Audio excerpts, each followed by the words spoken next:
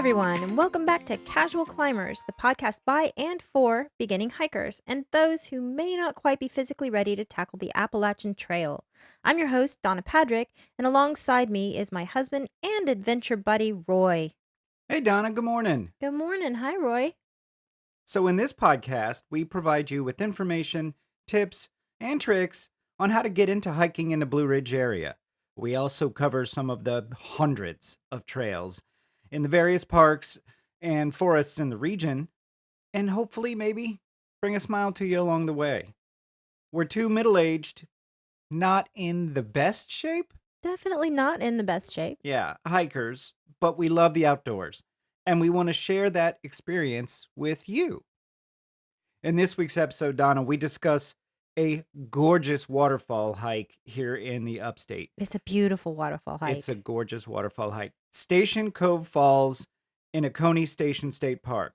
We'll talk about the Oconee Station State Historical Site, and we'll also have a fun fact about the park by you. Oh, yeah, by me. Yeah, that's me. Finally, we talk about how this adorable little local produce and general store, which is only minutes away from Oconee Station, the Picket Post Produce. It really is a cool store. So what do you say, Donna? Let's get into it. Yeah, let's go. So today's hike, Station Cove Falls Trail, here it is by the numbers. The distance is 2.92 miles from the trailhead at Oconee Station State Historical Site, there and back. The time it took us was 1 hour and 55 minutes at a comfortable pace, but only 1 hour and 13 minutes of that was actual moving time. And that's because you're going to want to save time to enjoy the actual ultimate destination of the trail. Now, this trail is actually fairly flat. If you look at the pictures on our website of the trail map, the lowest point's 955, the highest is 925. That's only a 70-foot difference in the lowest point to the highest point. And for the most part, we did find it fairly flat. The trail is very pet friendly, very kid friendly, but in the beginning part from the state historical site, shore footing is probably required. Yeah, it's very different. So I want to just right out of the gate say that there is another parking area that you can skip the first half a mile of this hike by parking at the other parking area. I will say that the benefit to parking at where we parked, At the historical site, yes, we walked up to see the historical site, the two historical houses. Yeah, so that's definitely, you should definitely do that. Don't miss that. it's a big benefit, I think. So, first of all, there's more parking there, More parking, bathrooms, bathrooms, yes. places to sit there. There's plenty of picnic tables that you could have picnics at, both near the historical site and also there's a little interpretive center there, and there's a picnic table around the side of it, and there's benches there that you can play videos to learn about the historical site and learn more about the park in general. Yeah. Yeah, that's pretty great. So the very first time, last summer, I believe, we did this hike and we started at the first half mile from the historical site to you cross a road. Oconee Station Road is the road that you cross. Yeah. So if you start at the historical site trailhead, it's a half mile from there to the road, and then there's a tiny parking area. Maybe 8 spaces there. Yeah. 10 maybe if you squeeze in. I would think it's pretty popular though, because that first half a mile that you hike, that's a much more narrow path, and it's also where you're going to get the ups and downs on this trail. Yes, that's very, very true. It's less than a foot wide in that first section Yeah. in many parts. But what you do miss if you skip that section, and a lot of people do, we did on The the first first time time, we did yeah. this. Last summer. There's a beautiful little lake back there Yes. that you can see. And there's a trail that goes all the way around it, or you can just stay to the left and get to the falls trail. But that lake is kind of nice. It's It green. It's not a crystal clear lake like you would get at Table Rock or at Paris Mountain, but Yeah. it's still a pretty lake. It We saw a guy fishing there, so it's a destination. Yeah, yeah, depending on what you want. But if you are an unfit hiker in the Carolinas, like we are, you might wanna skip that first half a mile. If your destination is really just about the falls at the end and you get out of breath like I do, you might wanna just, bypass that first half a You mile. can skip it and shave a whole mile off the whole trail. Yes, So if you started at Oconee Station if you can Road in find the parking. parking area, Yeah. yeah, Now it's less than 2 miles. there's no bathrooms at that parking No area. bathrooms, nowhere to sit. That's Right. right. So get that out of the way at the other parking area after you've seen the historic houses. Yeah, and we're gonna talk about the historic buildings in Donna's fun fact, and so we won't spend a lot of time here, but it's super interesting. We're talking 18th century buildings that Late. have a lot Yeah. of really great history to them that Donna's gonna get into. Mhm. But Yeah. the church, so the trail from the road portion, which is half a mile in if you start at the historical site, to the waterfalls. What did you think? It's much wider. It's pretty straightforward. I didn't notice once we got there, I didn't notice a lot of up and downs. I mean, you do kind of go down a bit because you're going down to a waterfall, but it's gentle. I didn't get out of breath. No, it's that portion is a piece of cake hike. Yeah. Very easy. People walking their dogs. Yeah. Yeah, I mean, there's it is probably the easiest short of Looking Glass Falls. It's probably the easiest waterfall hike that well, they have in some here. ways, it's easier than Looking Glass Falls if you have a hard time with stairs. Oh, that's true. Yeah, there are a lot of stairs to get down there, but you can Mm. see it from up top if For you didn't sure. want to go Yeah. down. But Yeah. so yeah, but for a true mountain waterfall, that's an easy hike. It is. It's an It easy is. hike to get in and out. And once you're there at the falls area, there's plenty of rocks to sit on. There's Yeah. trees to sit on. Now that is the thing. So once you get to the Station Cove Falls, that's where I wanted my poles to climb over rocks and climb, because you're walking on rocks across the water to get to the better view of the waterfall. And if you want to get right over to, because you can literally, last summer, you actually stuck your head under the water. I did, yeah, and it was pretty great. It's It was cold. it's yeah, but it's so refreshing. And I like to drink from the waterfalls. I Well, don't, I don't drink a ton because we need to get you a we filter. probably should get me a bottled filter, but the water's so crisp and clean and Yes. refreshing. So I always try to. That's my little reward. I have, I don't know, maybe a cup of water. It's not. I don't. I get 2 handfuls. That's all I have. It's not like I'm drinking a big bottle of it, but it's enough for me to just enjoy. And along the trail, though, there's not a whole lot to look at on the trail itself.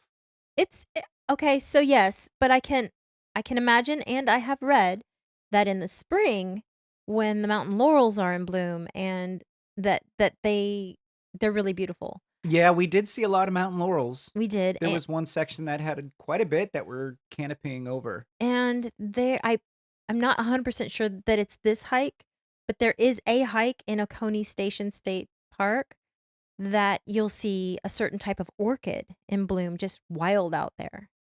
Wow. Yeah. Yeah, I don't know if we've seen that, but of course now we wouldn't see it now Right, right, anyway. right. But Yeah, spring. yeah. And also there are some unique and possibly endangered plant life species that are near the waterfall because the waterfall creates that humidity and that splash and that spray and that just wonderful.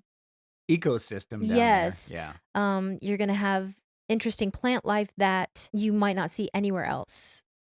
We saw there was a lot of interesting plants. One of the ground covers that you kept remarking on Yeah. was really interesting. It was called, what was it? Christmas something? Because it was like an evergreen ground cover, and it was really pretty.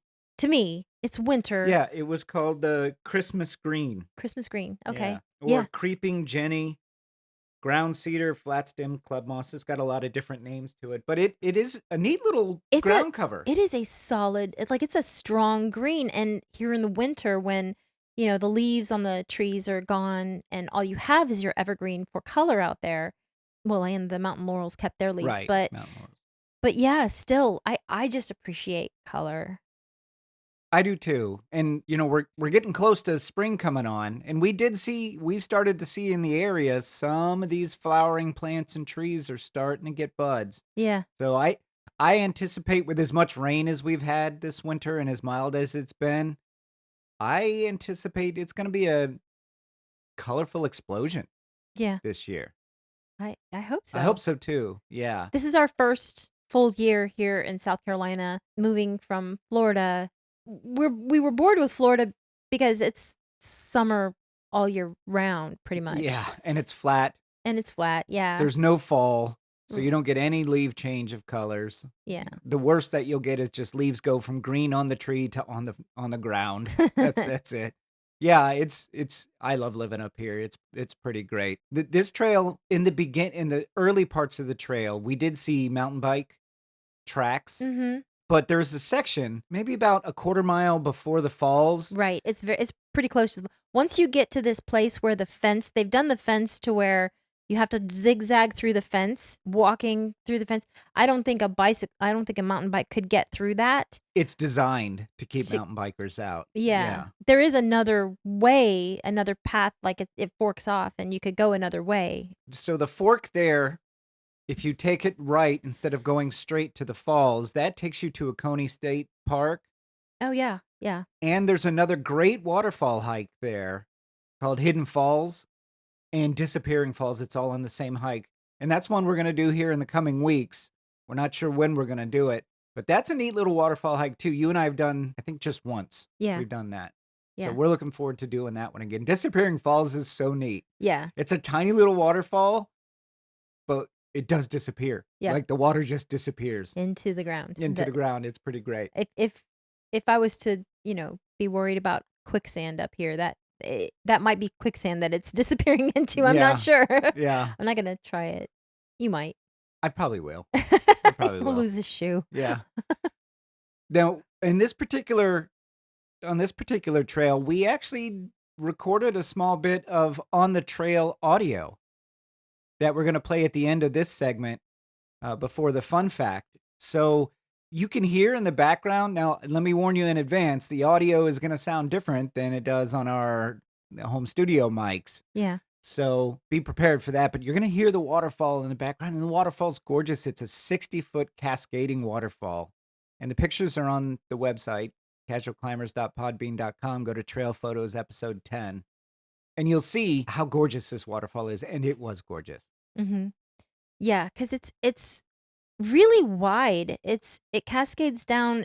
I don't know. There, it's just a very unique waterfall. It's It not. starts narrow at the top Mm-hmm. and then just kind of Yeah. fans out. And the water just takes different paths Right. along the way. Yeah.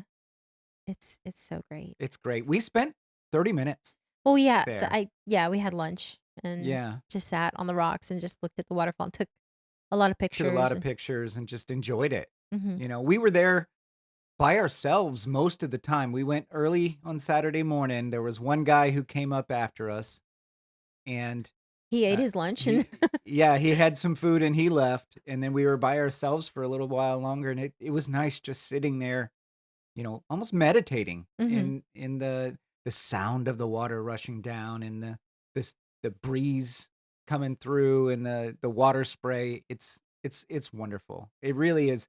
If you've never been on a waterfall hike, it makes any challenge that you have on the hike 100% worth it. Mhm. Yeah, because you're like, "Oh, this is what life's about."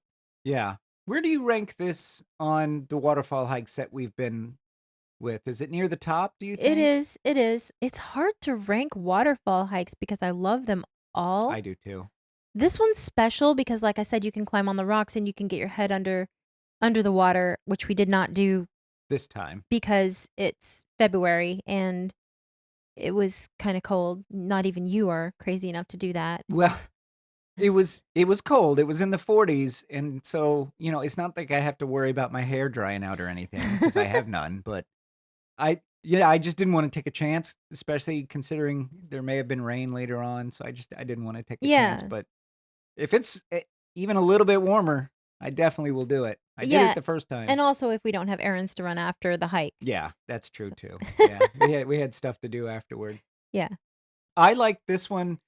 I mean, so in our house I'm looking right now at a picture of Looking Glass Falls, at how beautiful it is. And if you've never been there, by all means, please go to Looking Glass Falls. It's in North Carolina, real close to the Blue Ridge Parkway. But this one has a special place in my heart, the Station Cove Falls. I think what I like there's there's many things I like about it, but one of the things that I like about it is if you want to get a quick waterfall hike in after work, it's very fast. Yeah. It's very fast to get there. You park 30 minutes maybe from where we were. Like I said, the challenging parts from Station Cove Falls. If you park there at the street, you have a mile in and a mile back. That's it. It's Yeah. pretty fast to get in and out, and the trail's well maintained Now and you don't super have to easy. worry about gates closing or anything like that either, do you? No, there were no gates. They don't Yeah. close the road, so you Y could go after dark. I don't know if I'd I don't recommend know it. if I'd want to. Yeah. I've heard that some people like to mountain bike after dark, but yeah, I don't need that in my life. No, that no, it's not that the footing is terrible. It's actually fairly straightforward. It's pretty flat. I mean, I didn't And pretty you wide. yeah, you could probably, if you wanted to, get a wheelchair through there. Now, you're not gonna get it through that zigzag thing because it's really narrow, but I mean, it's fairly straightforward. Yeah. So, yeah, but that's one of the things I like about it. If you just wanna get a quick one in without spending 3 hours on, like, Rainbow Falls trying to get, Oh my gosh. through that tough hike, Yeah. it's nice. It's really nice to get to, and it's so big, and there's a lot of area down at the bottom that even if there are people there, you can find a little secluded spot, a little a little ways away from some people to sit down and just enjoy it by yourself. By yourselfish. Yeah. But, Uh-huh. yeah, I mean, you're not gonna get too far away from anybody, but you're not gonna be sitting next to them either. Mhm. There's room that you can spread out. And I don't know how you felt about this, but I didn't feel like I mean, I'm really cautious, but I didn't feel like the rocks were slippery. No, well, they for the most part, they weren't, you're right.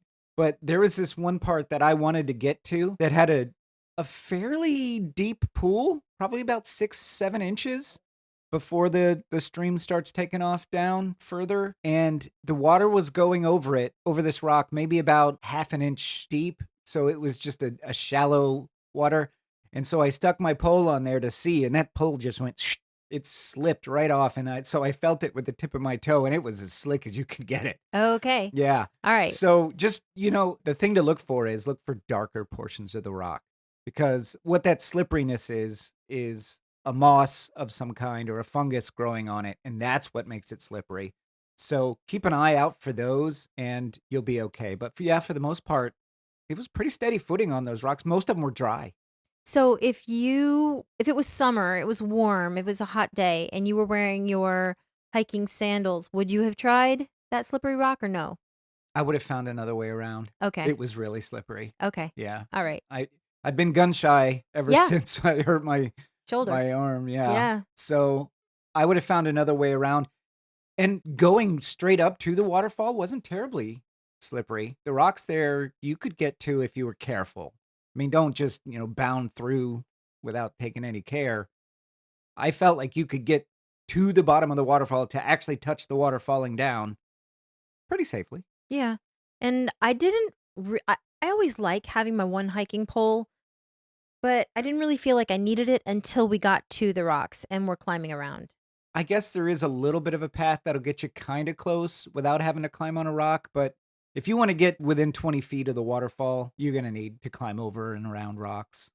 Dumb question probably. Would you recommend this to anybody in I the will area? I would recommend this to everybody in the As area. would I, as Yeah. would I. Station Cove Falls is really nice just because of the ease of getting to it and then the payoff getting there. Like, Yeah. you get a wonderful waterfall hike with relative ease. Very little effort, in my opinion, and we're unfit. Yeah, so again, that first half of a mile or that last half of a mile, whatever you wanna look at it as. Well, both, if you start at the Y historic site, is Right. challenging. It's Yes. definitely break a sweat. Cause and I knew this, I felt this, cause you're going down from the parking lot, you're going down into that hike, and I was like, "Oh, what comes down must go up." You know, so When we were coming back up at the very end of that hike, I stopped at one point and I was like, "Nope, this is just where I live I now." know, and we were like You could see the 20 parking lot. feet away Yeah. from I was like, she "Nope, was like, "Nope." I'm not doing this anymore. This is not fun for me." So, Yeah, that was funny. I had to nudge you to get you going on that last part. It is a fairly steep climb up, that last, gosh, quarter mile. I mean, the whole half mile is challenging. 'cause it's up and down, up and down. I Yeah. mean, I am glad that we did stop and see that lake that we would not have seen, but Right.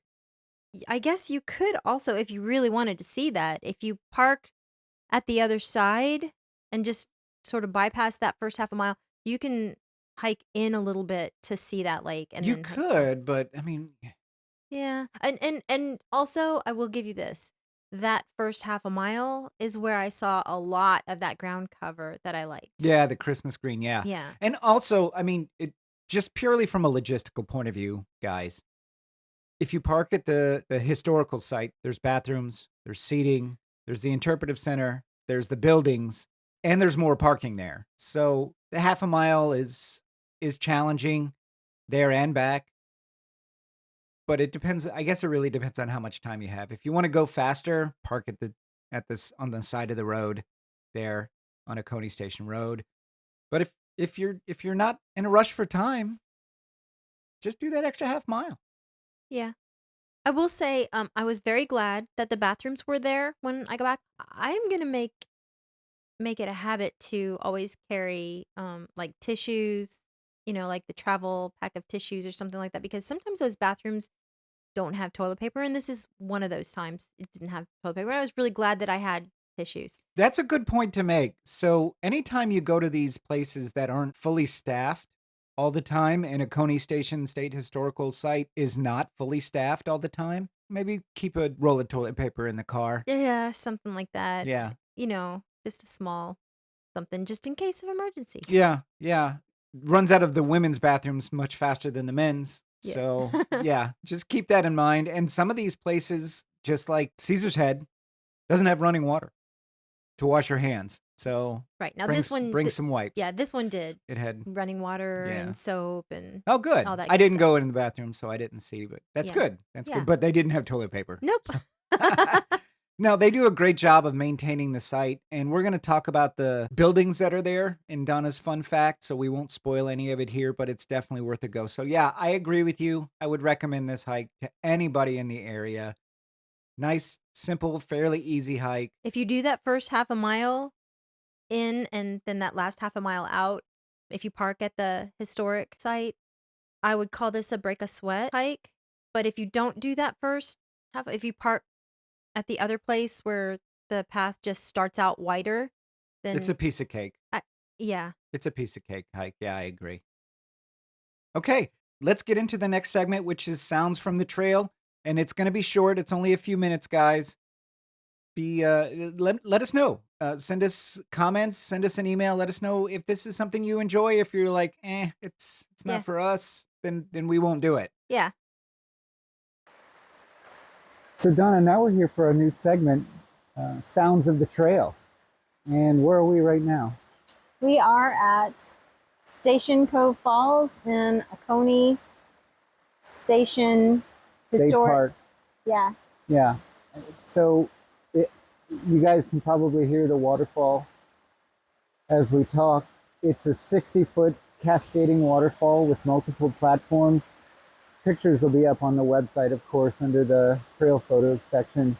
But there's something truly spectacular about these waterfalls upstate. Yeah. There really is. It's breathtaking. It just you hike here and there were sections of the hike where I got a little tired. But getting here just renews your spirit completely. You're just like, oh, okay, this is what life's about. This is why we're here. Yeah, it really is. And when we first got here, we were all by ourselves, and there's just one other person here now. We came early on a Saturday morning, but this is a very popular trail Yeah. with people. It's also February 24th, 2024. So it's warm for February, but it's cold for South Carolinians, I think. And Maybe it's in the mid 40s right now. yeah, Yeah, it's not too bad. I mean, we're in pretty light stuff, so yeah, yeah. I This waterfall is particularly nice. Every waterfall is great and has its own uniqueness to it, but this one's really nice because you can get so close to it. Like you really can, if you wanted to, walk right up under it. yeah. I think in the summer when we were here before, I had some pictures of you. Dipping my head under the waterfall. Yes, yeah. Maybe Yeah. even some video of that. I can't remember, but I yeah. may do that again. No, no, it's way too cold. No, it's not. This is not swimming weather. No, it's not too cold for that. Uh, all right. Yeah, and of course I want to get a drink of the waterfall water. Yeah. I love how it finds each stream that comes down the cascade finds its own path, and sometimes it's the same path, and sometimes it veers off to the right.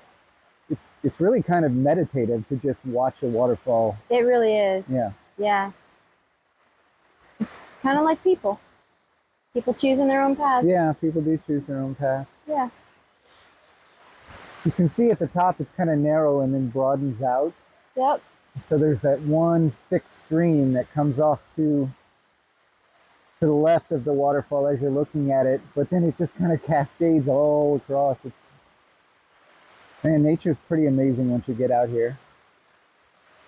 Yeah. So listeners, I want to make sure that you experience everything that you can on these trails, and that's why we take you along with us.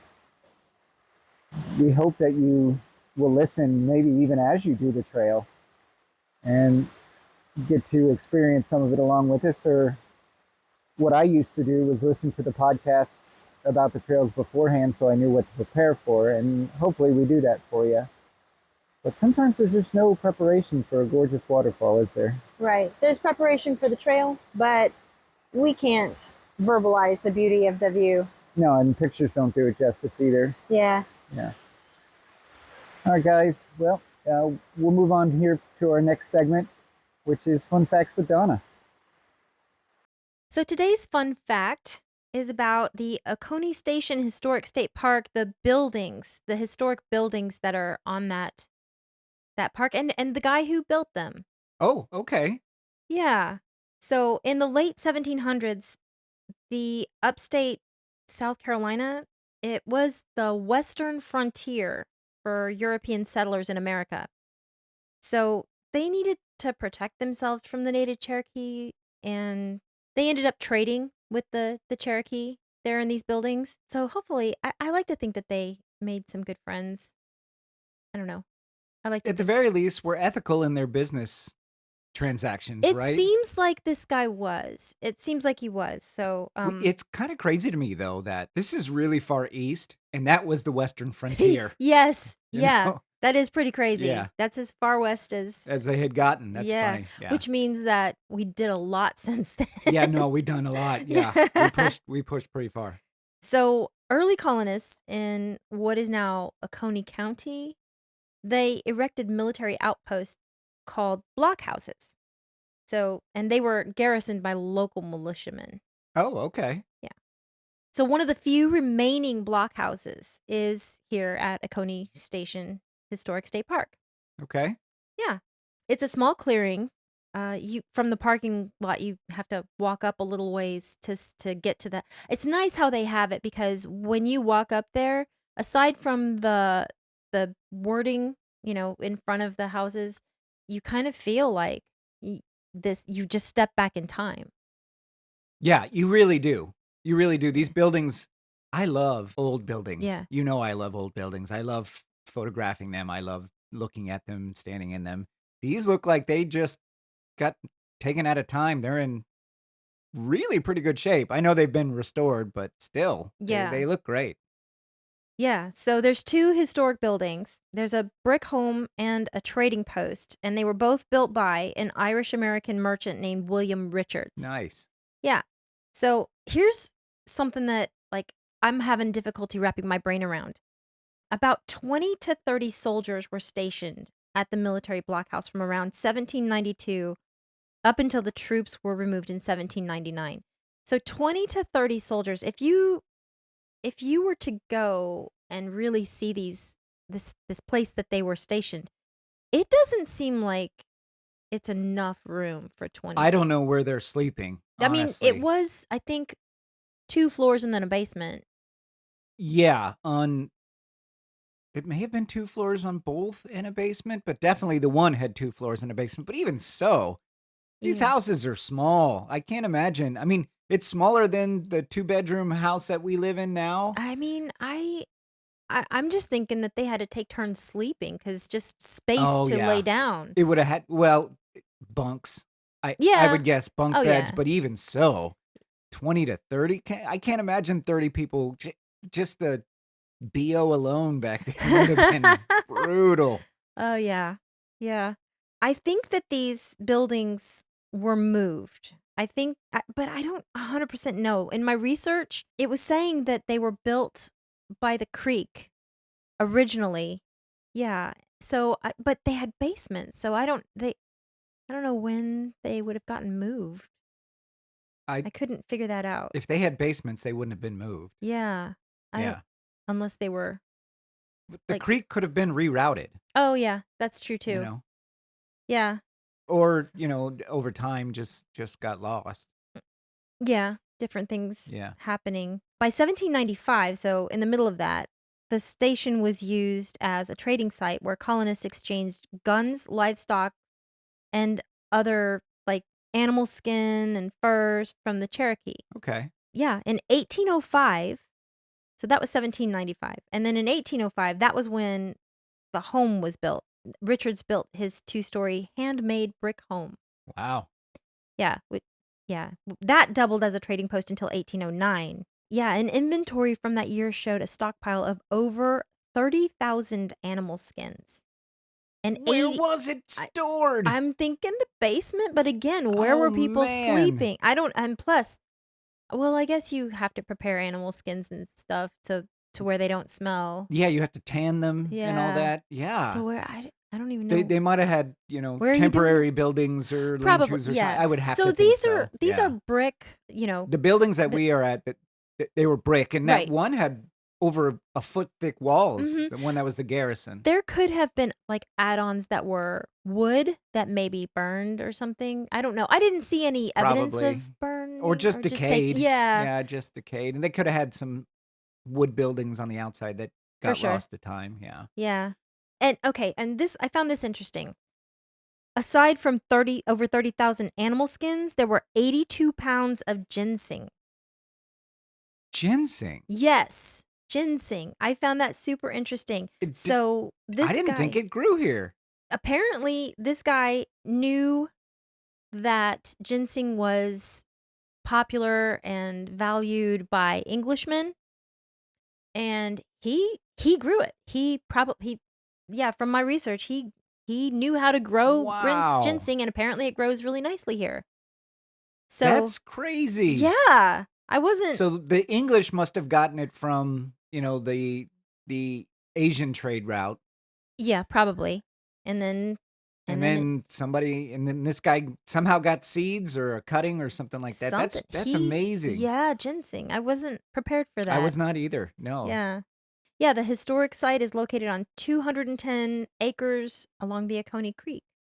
Yeah, I didn't really see where the creek was in relation to the house. And I mean, so Yeah, I didn't either.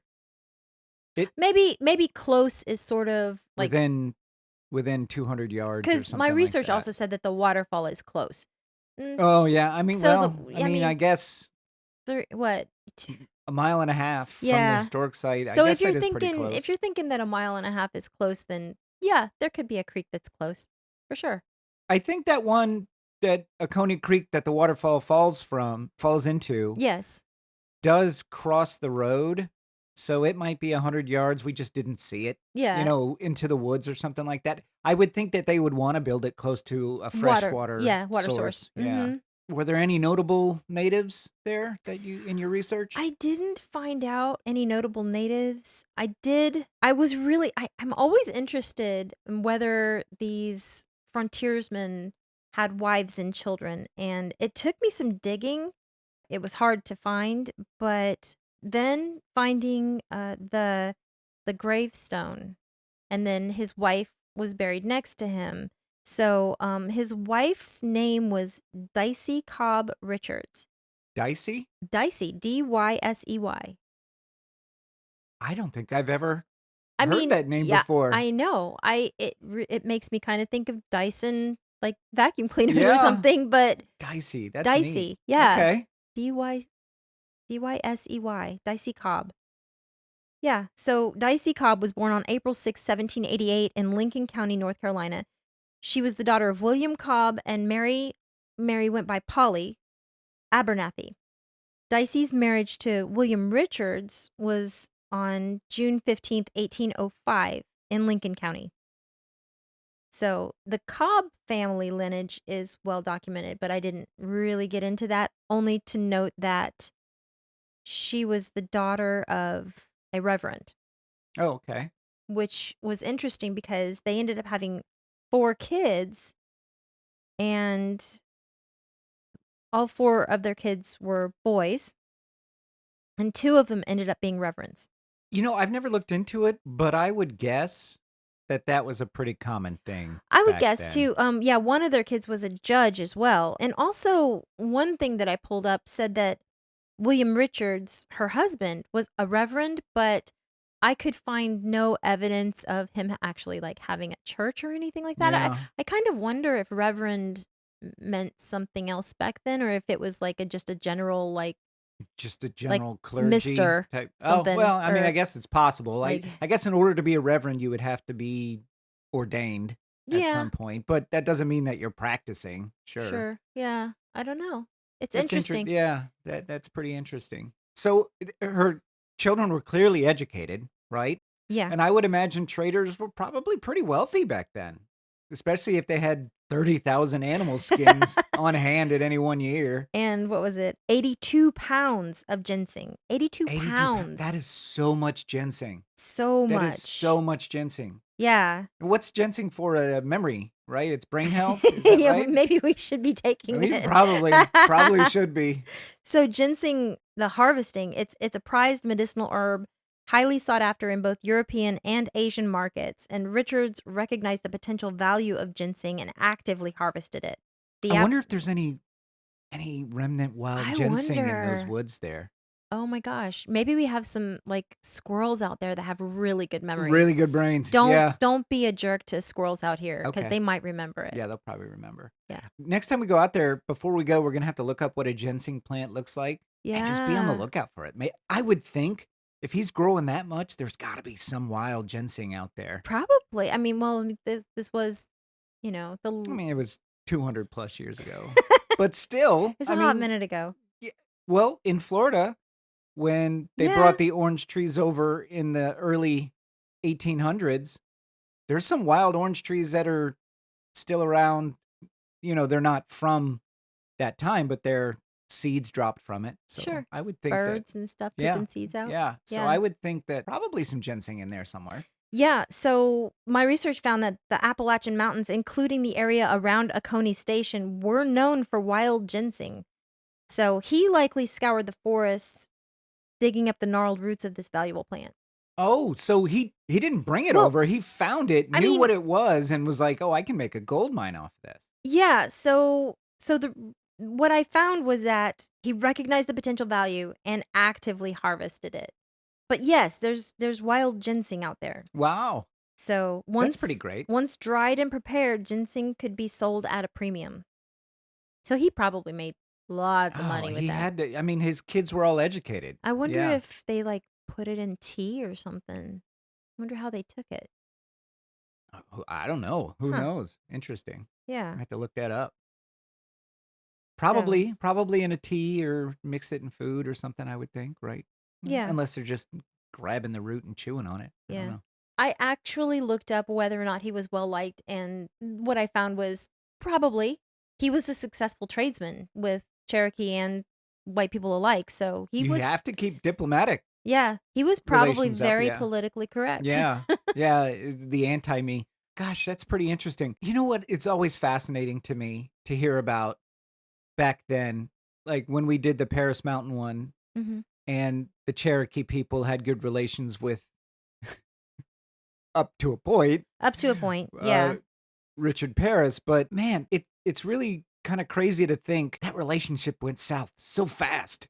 It It went really south so fast because it seemed like it was okay. They even fought with us, yeah. and then it just Yeah. kind of It tanked.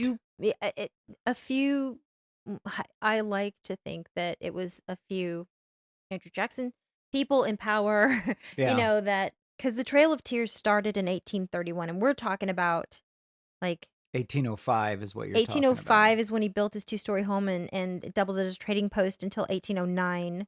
So that's not that That's not that far beforehand. far. No. Yeah. So what what happened to it after that? Do you know? After 1809. Oh, actually, no, I don't. I followed a rabbit down a trail You followed it. I know that Dicey Cobb was born on April 6th, 1788, so just a few years before you. You were born on April 4th, so she was Yeah. born on April 6th, I 1788. mean, there's a few years A few between us. Yeah, yeah, A few years. just a But few. yeah, okay. We don't know. I couldn't find when William Richards was born. On his gravestone, birth unknown, death Oh, September 10th, does it really? It says 1866. birth unknown. I mean, if you look up the gravestone, Yeah. it's at 4 Mile Baptist Church Cemetery in Pickens County, Georgia. I Pickens County, Georgia? That's not, I don't think that's right. No? Pickens County is here in South Carolina. I wonder Okay. if there's a Pickens, Georgia. I bet there is. I don't know. Yeah. Yeah. But yeah, I don't know if the headstone, the gravestone says birth unknown or if it just kind of faded. Oh, yeah. Like If the gravestone like if it itself is, was yeah. Mhm. Yeah. That's interesting. So the post started as basically a garrison for Yeah. the the western frontier of South Carolina, which is hilarious to me. But it does make sense because that's right there where the Blue Ridge Mountains kind of start. It's at the foothills of the Blue Ridge Mountains. Yes. So it would be scary back then thinking, what's on the other side of those mountains? Does it just end? Is there an ocean there? Or there's no way they could have known Hundreds and hundreds of thousands of miles of land between there and the next ocean. Yeah, they couldn't have known that back then. Yeah. So, yeah, pretty interesting. I mean, they probably could have asked the natives and they'd have told them, yeah, there's a lot of land over there. So, yeah, I was asking in my research about the original the exact location of these structures. It's evolved over time. I don't know if it was if evolved over time. I suspect that just means that the land around the buildings has evolved over time. Yeah. But it was originally built near the Oconee Creek, strategically positioned to guard against potential threats, which I feel like its location, it's kind of high up. It's higher than the area around it. Yeah. Certainly. Yeah, and it does feel like it's kind of on a hill, Yeah. right? Mhm. Yeah. Cuz we had to climb a pretty steep driveway to get up there. Yeah. But that was before our hike, so we were good. Yeah, we were fine. Yeah. From the parking lot, gosh, it's probably a 50 or 60, maybe even more foot climb to get up to where the buildings are. It's pretty high. Your app won't say that, It- will it? Well, I didn't start recording until Oh. we got to the trailhead, Okay. but yeah, so I can see why that would be a good spot, right? It's pretty high. So, So that's interesting. Yeah, That's a great fun fact. I was Donna. really trying to find pictures and stuff like that, but they just didn't. Yeah. I They didn't mean, exist. There are two interpretive signs there mhm. at the historic site, and I'm sure you covered the information inside them in your fun facts. But if you guys want to go and check out the historical site, you can find it. Just Google Map Oconee Station State Historical Site. It'll get you right there. And from the parking lot, it's a walk up this. It's not paved. No, it's a dirt and gravel path Yeah. from the parking lot up to the area, this little field clearing where the two buildings are, and check out the buildings. When are the buildings open? The buildings are open on the weekends. I believe they do. They were just open when we were there yesterday They were just morning. open on but Saturday. I think yeah. officially they're open like from 1 to 5. Or I think maybe they do tours or something like that. But they were just open when we happened to go. Now, I do know that certain times of the year they have They do. historical, not reenactments so much, but people in historical costumes and giving historical depictions. They do demonstrations on weaving and I tanning love and that stuff like that. stuff I do too. because I mean, it's kind of if it's not for that kind of thing, then those things are lost to history. Right. That's why I love Williamsburg, Virginia. Yeah. We Yeah. may have to do a podcast on Williamsburg. Oh yeah. An episode on Colonial Williamsburg. If you guys haven't been, it's 100% worth it. Because same thing. You get all these, except that there it's year round, but Yeah. yeah. And the whole area, everybody. Yeah. So check out their website, Oconee Station State Historical Site. You'll get the information and a calendar of events as to when they're going to be doing these. I don't want to call them reenactments because they're not. They speak in modern language and they talk to you as if they're modern, and there's no fighting going on. But they do, historical trade and crafts demonstrations, talk to you about the history of the site. Yeah. So It be might sure to be go. might be terrifying though if they actually did start, battles and stuff in Oh front of gosh, you. it'd be awful. Yeah. Yeah, Like it'd be an awful. arrow just whooshing by your head or something. Yeah, Yeah. I wouldn't want that. Yeah, that'd be a little too real. Yeah, I agree. Yeah. Too will. Yeah. Well, thanks, Donna. Thanks for the fun fact. Yeah. You're welcome.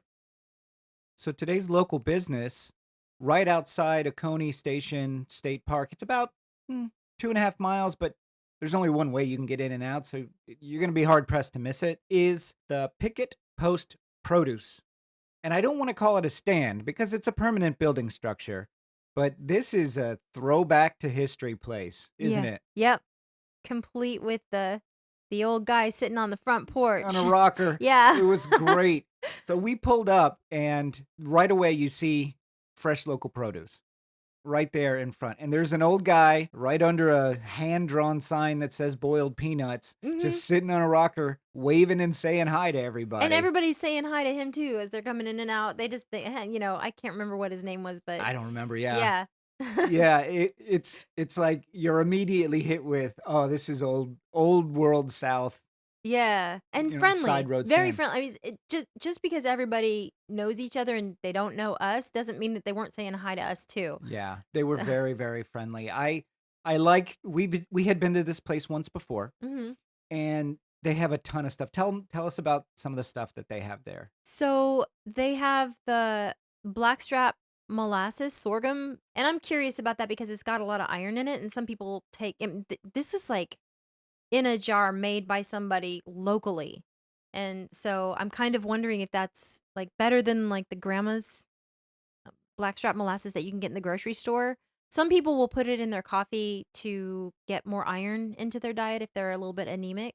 So I didn't get any because I have some here that I got at the store, but maybe next time we go. Maybe next time. One of the things that first struck me is they have shelves and shelves and shelves of pickled things. Yes. They have pickled vegetables. They have pickled eggs. They have pickled sausage. They have pickled bologna chips. I didn't see that. Yeah. I was going to buy one, and then I was thinking, I don't much care for bologna. So I can't imagine that I would like pickled bologna. You but might. I might. And I like pickles and bologna, so maybe it would work for me. I don't know, but I'm not a big eater. Yeah. I don't know. What, it was about 9 months ago, our son Carter was here visiting. We had stopped at this little place, not this same one, a different place, and they had pickled eggs, and I was like, you know what? I've never had a pickled egg. I want to try it. Because my dad used to love them, and I tried it and immediately spit it out of my mouth. It was the most disgusting thing I ever And then had. what did you do after that? I tasted it again. And then you made me try it. Yeah. Made me try it. And it was gross, right? I spit it. Yeah, Yeah. there's no way. It's There's- horrifying. Yeah. So ever since then, I've kind of been gun shy about pickled stuff. I don't mind pickled sausage. Well, and they too also much. had pickled pickles. Yeah, which we got a jar of. We got different flavor. Yeah, and there's they we had got some the spicy jalapeno, the sweet jalapeno pickles. something. Yeah. Yeah. I haven't tried them yet. You tried them? I tried one last night when we got back, Yeah, and what do you think? It's really good. Is it? Yeah, it's really good. We like to Yeah. put stuff like that on our hamburgers. Yeah. So they also sell jellies, all different kinds of jellies, and all Mhm. this stuff is made local, guys.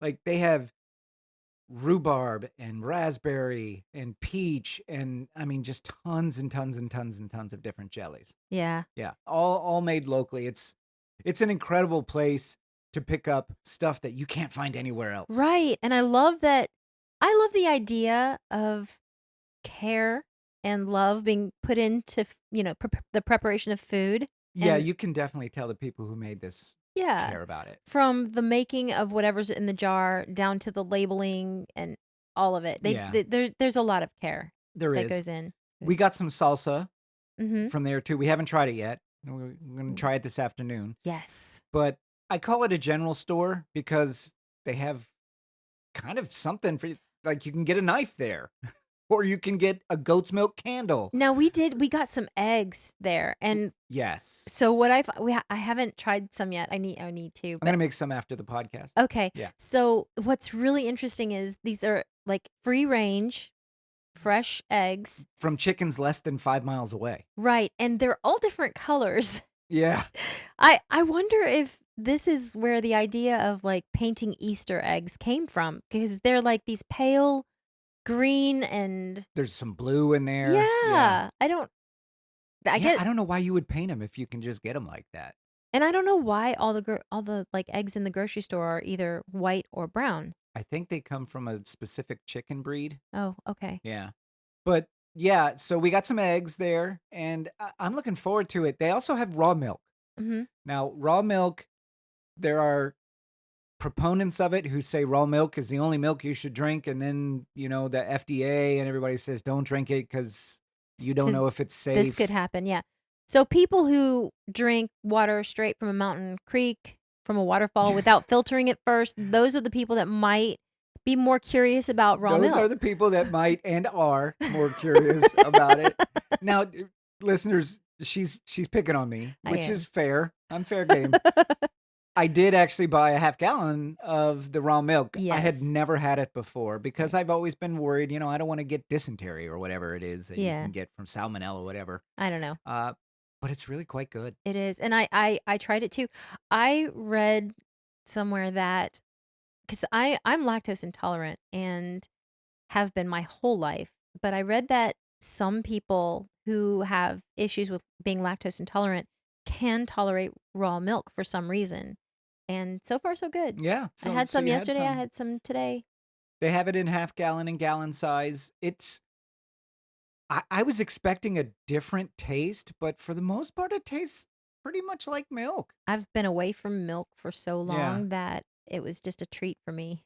Yeah. So It's good. It really is good. Now, I'm not advocating that you drink it, yeah, listeners. we're Just not. FYI. I'm saying I tried it because I had always wanted to try it, and I kind of like it. Yeah, so on next week's episode, if we've died because we drank raw milk, then you'll know not to drink it. So Yeah, I we're don't know who's doing gonna tell them though. that's Like true. if Well, if we just don't make a podcast next week or something. so, if no podcast episode comes out next week, our listeners are supposed to assume we have died from milk poisoning. Is that what you're saying? It is one possible reason Okay, that no, we didn't. that's fair. It is a reason. Alien abduction is also a reason that a Yeah. podcast episode doesn't go, or we just got busy. Oh, and that brings me to the whole Sam Squinch thing, the whole Sasquatch thing. Sasquatch, yeah. Yeah. So if you are looking for Sasquatch when you hike like we kind of do, some of us more than others, that first half a mile before you get to the road, the more narrow path, the more up and down path, that's where the Sasquatch is going to be if he's out there. I agree. The second half is far too busy. Yeah, it's far too wide and Yeah. just easy, and like I think that Sasquatch, I think they like the challenge of, the ups and downs and the narrower path, and they can hide more. They can hide more. Yeah. We haven't seen one yet. Haven't I haven't seen. keep knocking on trees to try to get one to answer, and it hasn't happened yet. You do not knock on trees. I do. So for those listeners who don't know, knocking on trees is a thing that Bigfoot hunters say. It's a scientifically proven. They say that Sasquatches do. They take logs and hit trees with it to communicate with I don't know, other other Sasquatches or animals or whatever. I don't know. And so when these Bigfoot hunters go out and looking for Bigfoot, they take these logs and whack on trees and hope to get a response. And Yeah, some of them say they do, but I mean, I mean, how do you not know that somebody else is in the woods and behind camera right. hitting the tree? I don't know. But we have yet to see him. And you I'm know holding out what? hope, though. How did the trees feel about all of this too? That's not Nobody's good. asked. Nobody's Maybe asked the somebody trees. needs to ask the trees. Why don't next time we're out on the trail, you ask I will. a tree if they like being hit I will with ask a logs? tree and I will also hug it. Oh, okay. Okay. I mean, this business review took a weird turn. So, so we're going to end it here. Okay. So you can look up the Picket Post Produce, it's a mouthful, on Facebook. That's their only source of communication. They do take debit and credit cards as well as cash, so you don't have to worry about that. But it was not a foregone conclusion when we came up whether they were going to take Yes. any electronic means, but they do. Be sure to shop. They have a ton of stuff.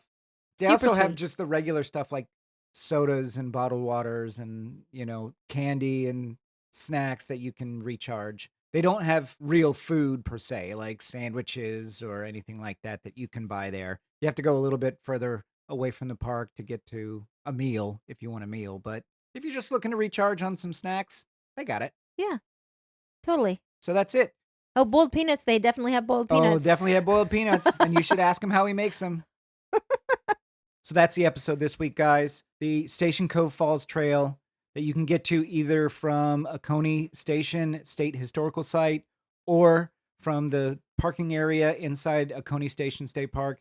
It's a wonderful, short, very easy hike if you take the second part. And its payoff is incredible. The falls are beautiful. Donna and I loved every second of it, and we recommend it highly to anybody who goes. Yep. So thank you so much for listening. Please subscribe to us in whatever podcast app you use and be sure to leave us a review. That's how our show grows. Feel free to check out our trail photos at casualclimbers.podbean.com. If you have a question, comment, or just want to drop us a line, you can reach us at casualclimberspodcast@gmail.com. So we'll see you out on the trails. Yeah, next time I will pick up some pickled bologna. Are you going to get it next time? I'm not going to eat it, but I'll pick it up. What? No, you gotta. You'll try it. You're the guy who drinks raw milk and drinks from a waterfall. I will try it. You will. I will. Totally. And you'll probably like it. Maybe. We'll see. Yeah. We'll see you out on the trails.